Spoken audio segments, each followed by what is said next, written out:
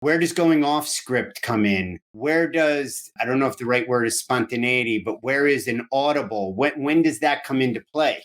You got to give everybody the flexibility to adjust. No two crises are ever going to be the same, but you have to almost tell your leaders, tell your directors, your managers, cabinet secretaries that they have certain levels of authority that they can take in times of chaos, times of crisis. That's where you go off script, and they know that they have the authority to make that tough call. They don't need your permission. I always run this scenario, Seth, and I don't want to keep you all day. Like you said, we could talk for weeks. But imagine now a plane that's hijacked today heading for one of our major cities. Does the governor have the authority to defend his state? And the answer is no. He still has to go through and they have to deputize those assets, those National Guard or Air Wing assets, and they almost have to become federal type fighter pilots in order to shoot down a hijacked aircraft over the United States. So every governor needs to understand the limits of his power, even when it comes to saving lives in his own state.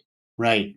But there are moments, I guess what you would build into any type of crisis management or crisis emergency plan is that know your roles, know that clear communication is important, have a system in place for breakdowns in communication, a plan B, if you will, alternate forms of communication. But if the circumstances warrant it, it's a judgment call that within that plan, there is flexibility, as you said. Did you see that in the presidential bunker? Any of that flexibility?